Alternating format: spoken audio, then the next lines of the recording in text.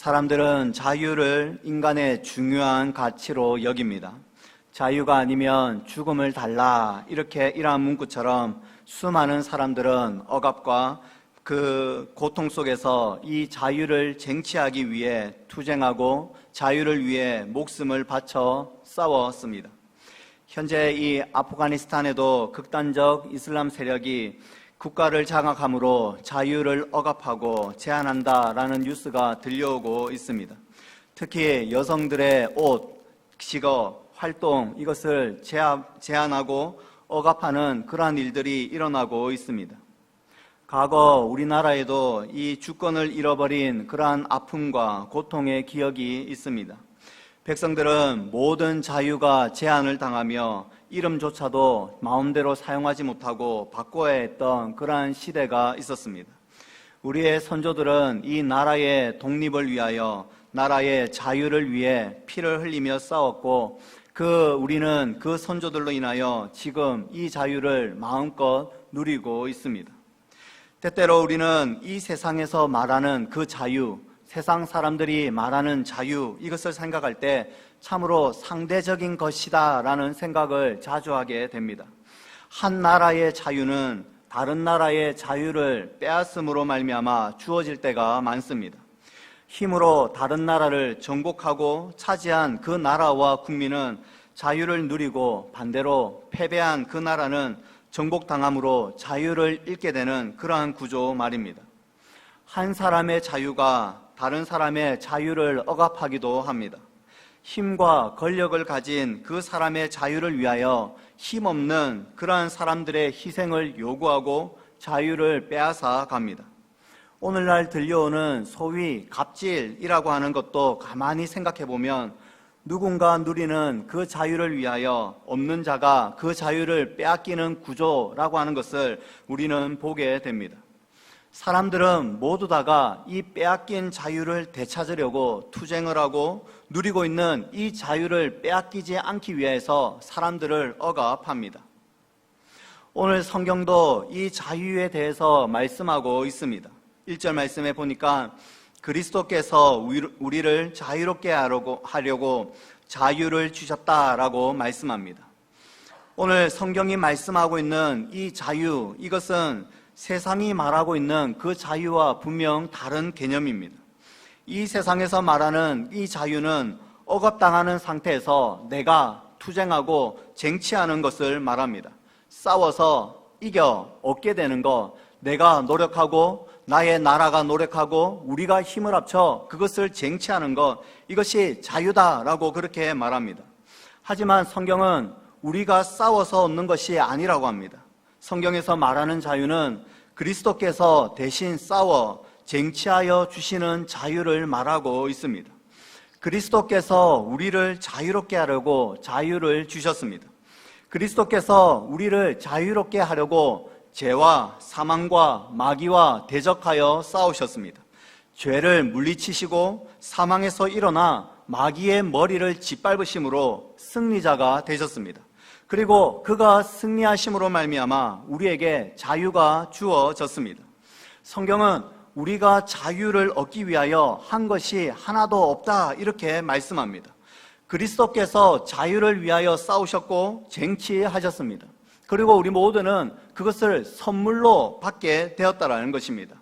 이 선물을 받은 자마다, 누구든지 그리스도께서 주신 이 선물을 받은 자마다 죄에서, 사망에서, 마귀에서 자유를 얻게 된 것입니다. 우리는 예수 그리스도로 인하여 이 죄에서 자유로운 자가 되었다라는 말입니다.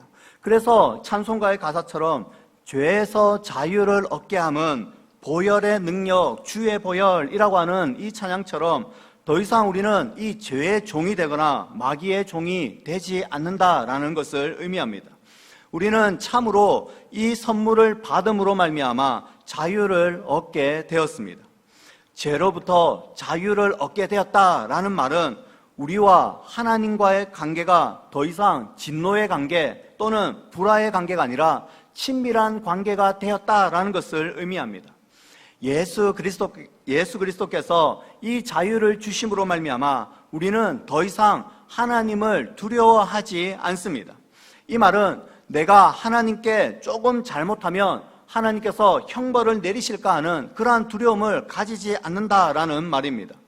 하나님께서는 우리에게 벌을 내리시기 위하여서 우리를 창조하신 분이 결코 아니십니다. 우리를 사랑하셔서 아들을 십자가에 못 박게 하신 분이 우리를 정죄하거나 비난하거나 형벌을 내리시지 않는다라는 말입니다. 우리는 분명 이 선물을 받음으로 말미암아 하나님과 친밀한 관계가 되었습니다. 우리는 그 하나님으로부터 말할 수 없는 사랑을 받아 누립니다. 그래서 우리는 하나님을 향하여서 아빠, 아버지라고 부르게 됩니다. 하나님께서도 우리를 향하여 아들로 대하여 주십니다. 시편에서 시인은 하나님은 너는 내 아들이라 이렇게 오늘날 내가 너를 낳았도다 라고 말씀하시며 마치 우리를 아들을 부르시듯이 우리를 친근하게 대하신다라는 사실입니다. 그러므로 이 자유가 참으로 중요합니다. 성경은 자유를 주셨으니 그러므로 굳건하게 서서 다시는 종의 멍에를 매지 말라라고 말씀합니다. 우리는 예수 그리스도께서 주신 이 자유를 계속해서 붙들고 굳게 서 있어야만 합니다. 십자가에서 흘리신 그 보혈의 피를 날마다 의지하며 살아가야 한다는 것을 의미합니다. 그렇지 않게 되면 우리는 또다시 종의 멍에를 메고 맙니다. 그래서 또다시 율법으로 돌아가게 되는 것입니다. 여기서 말하는 율법으로 돌아가게 된다라는 말은 내가 가진 힘, 내가 가진 능력, 내가 가진 어떤 노력으로 하나님 앞에서 점수를 따려고 발버둥 치게 된다라는 것을 의미합니다. 그것이 그 대표적인 것이 바로 할례입니다. 사람들은 할례를 행하게 되면 하나님께서 혹시 더 기뻐하시지 아니하실까라고 이렇게 생각을 한 것입니다. 예수 그리스도 믿는 거 참으로 좋은데 이것도 정답인데 할례까지 행하게 된다면 이거 하나님 더 좋아하시지 않을까라고 생각하는 거, 이러한 자들이 지금 할례를 행한다라는 것입니다. 무엇 때문에 할례를 행하게 됩니까? 뭔가 좀 부족하다라는 겁니다. 예수 그리스도께서 우리에게 주신 이 자유, 이것이 좀 부족한 것 같으니까 우리가 할례라도 행해서 좀 하나님을 기쁘시게 해드리자라고 하는 그런 마음이 깔려있는 것입니다. 2절 말씀해 보니까 너희가 만일 할례를 받으면 그리스도께서 너희에게 아무 유익이 없다라고 말씀합니다. 할례를 받는 순간 그리스도께서 너희를 자유롭게 하기 위해 행하셨던 이 모든 것들이, 모든 사건들이 아무런 쓸데없이 무의미한 것이 되고 만다라고는 말씀입니다. 오늘 본문에서 할례를 단순히 이 남성의 표피를 자르는 것으로만 보아서는 안 됩니다. 그것이 단순한 외과 수술이라고 이렇게 한다면 할례를 하든 할례를 하지 않든 그것은 그다지 중요한 것이 아닙니다. 바울이 할례라고 하는 것을 예를 들어서 이것이 정말로 중요하다라고 생각하며 설명하는 것은 이것이 단순한 수술에 그치는 것이 아니라 할례를 통하여서 그리스도께서 행하신 그 모든 것들이 무의미해지는 것을 의미하기 때문에 할례를 언급하고 있는 것입니다. 다시 말해서 할례를 행하는 자들은 날마다 이러한 생각을 가지면서 살아갑니다. 그리스도께서 행하신 사역 참으로 유익하고 참으로 중요한데 그것만으로는 참으로 부족한 것 같아 라는 인식 말입니다. 우리가 할례를 행하게 된다면 더욱더 하나님께서 좋아하실 거야. 더 나아가 우리가 율법까지 지키게 된다면 하나님께서 나를 더욱더 사랑하실 거야 라고 하는 그 의식이 그 사람들의 이 밑바닥에 깔려있다라는 말입니다. 그래서 3절 말씀해 보면 내가 할례를 받는 각 사람에게 다시 증언하노니 그는 율법 전체를 행할 의무를 가진 자다라고 분명하게 말씀합니다. 그리스도께서 주신 그 자유, 그리스도께서 흘리신 그 보혈의 피, 이것도 참 좋고 유익하지만 완벽하지 않으니까 우리가 이제 할례를 행하고 율법 전체를 다 지켜서 이제 하나님께 인정받고 구원을 받아야 한다. 이것이 거짓 교사들, 거짓 선지자들이 들어와서 하는 주장이었다라는 말입니다. 4절 말씀에 율법 안에서 의롭다함을 받으려 하는 너희는 그리스도에게서 끊어지고 은혜에서 떨어진 자로다라고 말씀합니다. 율법 하나 잘 지켜서 그것으로 스스로 의롭다라고 인정을 받으려고 그렇게 발버둥 치는 그러한 사람이 있다면 그리스도께서 너희를 위하여 자유롭게 해주시기 위한 모든 일들이 다 상관없는 일이 되고 마는데, 그렇게 되어버리면 그리스도에게서 너희가 끊어지는 것이 되고 만다. 그 사람은 은혜에서 멀어지게 되고 떨어지게 된다, 이렇게 말씀합니다. 우리는 그리스도께서 주신 그 자유를 보면서 날마다 은혜를 경험하게 됩니다. 왜 나 같은 죄인에게 하나님께서 그 아들을 보내어 주심으로 말미암아 십자가의 대속의 사랑으로 그 자유를 허락하여 주셨는가 생각할 때에 그리스도를 붙들게 되고 그리스도께서 행하시는 일들을 바라보며 은혜를 경험하게 된다는 말입니다. 그런데 그러한 은혜를 경험하지 못하는 사람들, 그러한 것이 나와 아무런 상관이 없다고 하는 사람들, 그 그리스도께서 행하신 일들 참 중요한데 뭔가 좀 부족하다라고 생각하는 이 사람들, 그래서 열심히 율법을 지키고 열심히 율법을 완벽하게 행하려고 누구보다도 열심히 행하지만 그 사람들은 그리스도에게서 끊어지고 은혜에게서 떨어진 자가 되어버린다는 사실입니다. 누구보다도 열심히 율법을 다 지켰으나 그 사람의 마음 가운데는 늘 불안한 마음이 있습니다. 어려움이 생기고 힘든 일이 생길 때마다 혹시 내가 하나님의 재앙을 받는 것은 아닌가? 하나님께서 나에게 진노하시는 것은 아닌가? 하나님께서 나에게 심판의 불을 내리시는 것은 아닌가? 늘 벌벌 떨게 되는 것, 그것은 자신이 이 율법을 통해서 구원을 얻으려고 하는, 쉽게 말해서 예수 그리스도의 십자가를 더 이상 의지하지 아니하고 그것을 붙들지 않음으로 말미암아 살아가는 사람들의 일반적인 대다수의 모습이라는 사실입니다. 그래서 어떤 일이 있으면 이거 하나님의 형벌 아닌가? 하나님 나에게 저주 부어주시는 거 아닌가? 라는 불안과 염려와 공포 속에서 세상을 살아가게 되는 것, 그것이 바로 그리스도에게서 끊어지고 은혜에게서 떨어진 자를 의미하는 것입니다. 우리 모두는 예수 그리스도께서 우리를 자유롭게 하려고 십자가에서 피 흘려 죽으심으로 우리의 모든 죄를 다 용서해 주시고 의롭다 이렇게 인정해 주셨음을 기억해야 합니다. 내가 자유를 획득하려고 하는 것이 아니라 그 자유가 이미 우리에게 주어진 것임을 우리는 믿고 기억해야 합니다. 그래서 우리는 다시금 이 종의 멍에를 매지 말아야 하는 것입니다.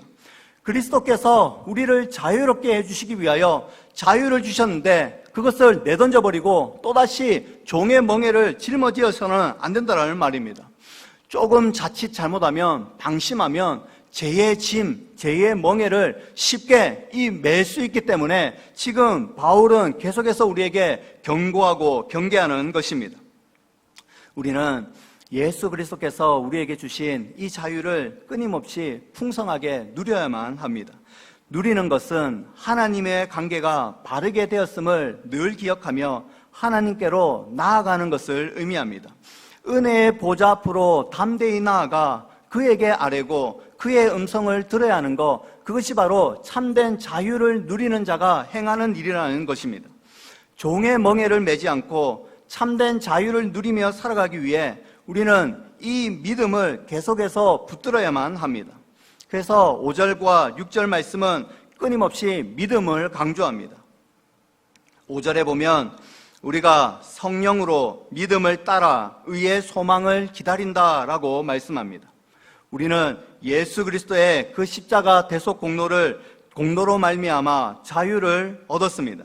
우리는 이 사실을 믿음으로 말미암아 받아들이고 그것으로 인하여 의롭다 인정함을 받는 자가 되었습니다. 이제 이 믿음으로 의롭게 된 자들은 이 의가 온전한 것이 되도록 의의 소망을 기다린다라고 말합니다. 우리는 의롭다함을 받게 되었지만 우리 속에 여전히 죄가 있다는 사실을 고백하지 않을 수가 없습니다. 우리는 분명 의로운 자지만 우리 속에는 죄가 있다는 말입니다. 이 죄가 완전히 사라지는 때, 그러니까 하나님의 나라에 들어가는 그때 그 의의 소망을 기다린다라고 말하는 것입니다. 그것을 우리는 영화롭게 된다라고 말합니다. 의롭다 함을 받은 자가 이제 육신을 벗고 영원한 하나님의 나라에 입성하게 되는 그것을 소망하며 기다린다라고 말하는 것입니다. 무엇으로 의의 소망을 기다립니까? 우리의 행위가 아니라 믿음을 따라 의의 소망을 기다린다라고 표현합니다. 우리는 이 세상에서 거룩하게 되어지는 것, 영화롭게 되어지는 것, 이 모든 것이 믿음을 따라 인내하며 기다릴 때에 주어지게 되는 것임을 우리는 보게 됩니다. 다시 말하면 하나님의 나라에 들어가는 것도 율법을 통해서 들어가는 것이 아니라 믿음을 따라 들어가게 되는 것을 말하는 것입니다. 6절 말씀에서도 그리스도 예수 안에서는 할례나 무할례나 효력이 없으되 사랑으로서 역사하는 믿음뿐이다 라고 말씀합니다. 할례를 행하는 거, 할례를 행하지 않는 거, 그거 아무 의미가 없다라는 겁니다. 그것으로 어떠한 효력도 나타나지 않는다라는 말입니다. 다시 말해 이것으로 인하여서 구원을 얻는 것이 아니라는 것입니다. 다만 사랑으로서 역사하는 믿음뿐이다, 이것이 효력이 있는 것이다 라고 말하고 있습니다. 사랑으로서 역사하는 믿음이라는 말은 이 현대어 성경에서는 사랑으로 표현되는 믿음뿐이다 라고 번역하고 있습니다. 어떠한 것으로도 구원을 얻거나 의롭게 되거나 거룩하게 되거나 영화롭게 되지 않습니다. 다만 믿음밖에 없는데 이 믿음이 사랑으로 표현되는 믿음이다 라고 말합니다. 우리는 단순히 믿음하면 그냥 입술의 고백, 믿습니다 이렇게 말하는 것으로 흔히들 생각 많이 합니다. 그래서 그냥 믿습니다 이렇게 말하면 구원이 저절로 주어진다 이렇게 생각하는 사람들이 참으로 많습니다. 성경은 나더러 주여 주여 하는 자마다 다 천국에 들어가는 것이 아니라 하나님의 뜻대로 행하는 자라야 들어가게 된다라고 말씀합니다. 믿는다, 사랑으로 표현되는 믿음, 이것이 바로 이 하나님의 뜻대로 행하는 것과 연결이 된다는 것을 기억하셔야 합니다.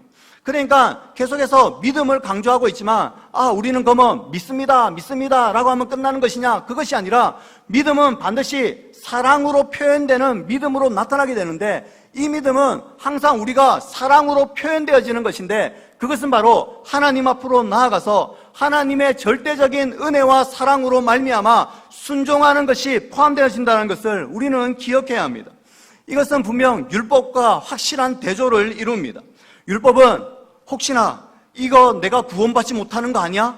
내가 이렇게 살다가 이 구원에서 떨어지는 거 아니야? 지옥불에서 내가 활활 타게 되는 거 아니야? 이렇게 공포심을 조장하여서 무엇을 하나 행하게 만드는 것이 율법이라고 한다면, 이 자유는, 이 복음은 이 하나님이 이미 구원하여 주신 것을 확실히 믿기 때문에 그 사랑으로 인하여서 하나님께 사랑을 표현하고 하나님께 사랑을 고백하고 그 믿음으로 말미암아 나아가는 것, 이것이 바로 사랑으로 표현되는 믿음, 사랑으로서 역사하는 믿음이 가리키는 의미라는 것입니다.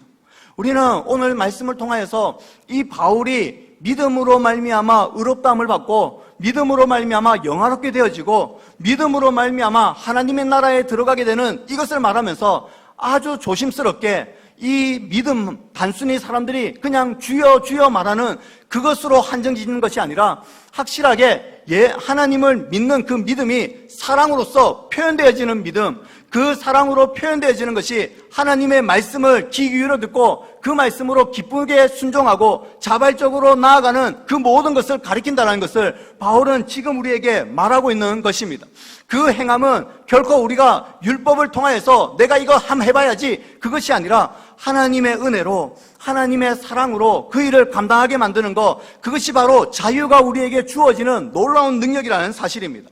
우리는 어떠한 힘과 우리에게 있는 능력을 가지고도 하나님의 말씀을 따라 살아갈 수 있는 존재들이 결코 아닙니다.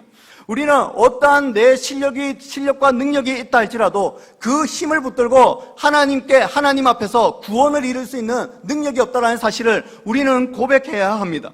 하나님을 너무나도 사랑하기 때문에, 하나님께서 행하여 주신 그 크신 은혜가 너무나도 크기 때문에 그 사랑을 표현하는 믿음, 그것으로 순종하는 믿음, 이것이 바로 사랑으로서 역사하는 믿음이라는 사실입니다.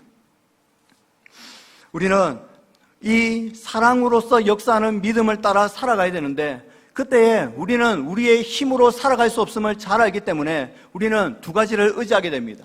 그 말씀이 5절, 6절에 다 나타나 있는데요, 5절에서는 성령으로 라고 말씀하고 있습니다. 성령 하나님께서 우리에게 그 길을 걸어갈 수 있도록, 사랑으로서 역사하는 믿음을 일으키도록, 의의 소망을 가지고 살아갈 수 있도록 성령 하나님께서 이끄신다라는 사실입니다. 그분은 거룩한 영이십니다. 그분은 반드시 우리를 거룩하게 만들어 주시는 분이십니다. 우리가 영원히 제약된 삶 가운데 살아가도록 만들지 않으십니다. 그분은 우리가 제약 가운데 있을 때에 우리의 양심을 찌르고 말씀으로 깨닫게 하심으로 그 죄에서 돌이키게 하시는 분이십니다. 그러니까 우리가 거룩한 삶을 살아가도록 만드시는 분이 바로 성령 하나님이시라는 사실입니다. 우리는 하나님의 말씀을 통하여 우리의 신앙의 위치를 항상 발견합니다. 우리는 죄에서 돌이켜 주님께로 나아가게 되는 것, 내 힘으로 나아가는 것이 아니라 성령 하나님께서 날마다 깨우쳐 주시고 조명하여 주시고 알려주심으로 말미암아 말씀을 들음으로 깨닫게 하여 주심으로 하나님께 엎드려서 자신의 죄를 고백하고 다시금 성령의 능력을 힘입어서 거룩한 삶을 살아가게 된다는 사실입니다. 성령 하나님께서 이 자유함을 받은 모든 성도들을 지키심을 믿으시기 바랍니다. 우리를 영원한 하나님의 나라에 이르기까지 그분이 끝까지 인도하신다는 사실을 기억하시기 바랍니다. 그분은 포기하는 법이 결코 없습니다. 성도가 하나님의 그 나라에 이르기까지 성령 하나님께서 결코 쉬지 아니하시며 우리를 끝까지 인도하실 것입니다.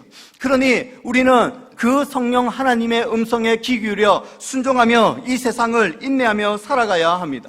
그것이 바로 믿음으로 살아가며 믿음으로 의의 소망을 기다리는 삶인 것입니다. 또 하나의 표현이 6절에 그리스도 예수 안에서라는 표현입니다. 사랑을 표현되는 이 믿음은 바로 그리스도 예수 안에서 나타나는 것입니다. 세상 사람들이 흔히 말하는 그냥 휴머니즘, 사람이 불쌍하니까, 사람이 차별받으니까 무조건 사랑해야지, 긍휼히 여겨줘야지, 그러한 사랑을 성경은 말하지 않습니다. 모든 사람 다 사랑해야 돼, 그것이 신의 마음이야, 하나님의 마음이야, 이렇게 하는 주장에서 성경은 확실하게 반대합니다. 그리스도 예수 안에서 사랑으로 표현되는 믿음이 있어야 한다는 말입니다. 예수 그리스도 안에 있으면 우리는 우리의 생각대로 사람들을 사랑하지 않습니다. 예수 그리스도 안에 있다라는 말은 우리의 모든 생각과 우리의 모든 중심이 예수님께 있다라는 고백과 동일합니다. 그분이 가르치시는 대로 내가 순종한다, 그분이 말씀하시는 대로 내가 나아간다, 이것이 바로 그리스도 예수 안에서 사랑으로서 역사하는 믿음이 의미하는 바입니다. 그분과 연합함으로 우리는 이 세상을 그분의 뜻대로 살아가는 것입니다. 예수님이 우리 인생의 완전한 주인이심을 고백하는 것입니다. 우리는 선을 행할 수 있는 그러한 능력이 없는 자들입니다. 하지만 그리스도께서는 우리로 그 일을 행할 수 있도록 능력을 부여하시는 분이십니다. 우리는 날마다 죄악 가운데서 넘어집니다. 하지만 그리스도께서는 그 제약된 자리에서 우리를 일으켜 세우시는 분이십니다. 우리는 연약하고 낙심함으로 날마다 좌절할 때가 많습니다. 하지만 그리스도께서는 우리를 반석 위에 세우심으로 말미암아 절대로 흔들리지 않고 견고하게 만들어 주시는 분이십니다. 그러므로 우리가 그리스도 예수와 함께한다라고 하는 이 확신은 이 세상 가운데서 누구보다도 진정한 자유를 누리면서 은혜를 경험하는 길이 된다라는 사실입니다. 말씀을 정리하겠습니다. 예수 그리스도께서 우리를 자유롭게 해 주셨습니다. 우리는 예수 그리스도를 통하여 이 죄에서 자유함을 얻게 되었고 이제 하나님과 친밀한 자가 되었습니다. 우리는 이미 하나님의 아들로 인정받은 자들입니다. 이제 그것에서 떨어질 염려는 우리에게 없습니다. 하나님은 우리를 귀하다라고 받아주십니다.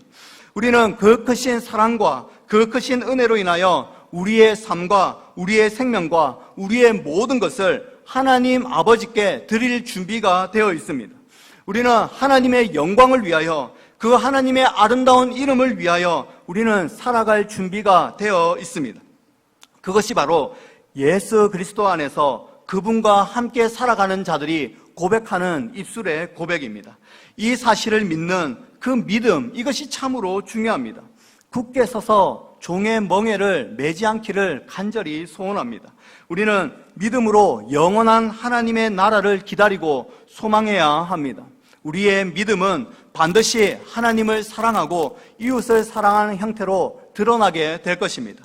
이 일을 위하여 성령 하나님께서 주 예수 그리스도께서 우리를 도우실 것입니다. 그분은 지금도 우리를 돕고 계시는 분이십니다. 예수 믿었으니 이제 너 인생 네가 알아서 살아라 이렇게 말씀하시지 않습니다. 곁에서 반드시 우리에게 도우시고 지켜주십니다. 복음을 따라서 성령의 열매를 맺도록 반드시 만드시는 것입니다. 우리가 살아내야 하는 것의 문제가 아닙니다. 내가 살아내려고 하는 그 순간에 또다시 우리는 율법으로 나아가게 될지도 모릅니다. 우리는 어쩌면 도움을 구해야 합니다. 성령 하나님께 나아가서 나에게 능력을 달라고 간구하고 부르짖고 도와야 할 것입니다. 도움을 구해야 할 것입니다. 그래서 이 거룩한 전쟁에서 승리하게 하여 달라고 우리는 엎드려서 간구해야 할 것입니다. 그렇게 간구하는 자에게 성령 하나님께서 능력을 주시고 힘을 주셔서 능히 이 모든 일들을 감당하게 만드시는 것입니다. 그래서 이 거룩한 전쟁에서 우리가 이 거룩한 전쟁에서 승리한다라고 할지라도 우리는 자랑할 것이 하나도 없고 이 모든 것이 하나님의 은혜였습니다. 하나님의 놀라운 인도하였습니다 라고 고백할 수밖에 없는 이러한 자가 바로 복음을 바르게 깨달은 자이며 예수 그리스도께서 주신 그 자유를 참되게 누리는 자이며 그 복음을 통하여서 구원함을 받는 자임을 기억하시기 바랍니다. 오늘 믿음으로 자유를 누리고 믿음으로 의롭게 되고 믿음으로 거룩하게 되며 믿음으로 영원한 생명을 얻게 되는 이 복음이 믿어지는 우리 모든 성도님들 되기를 간절히 소원합니다. 그리고 성령 하나님을 따라 주 예수 그리스도 안에서 기쁨으로 순종하며 그 믿음으로 사랑으로 믿음을 나타내는 우리 모든 성도님들 다 될 수 있기를 주님의 이름으로 소원합니다. 우리 이 시간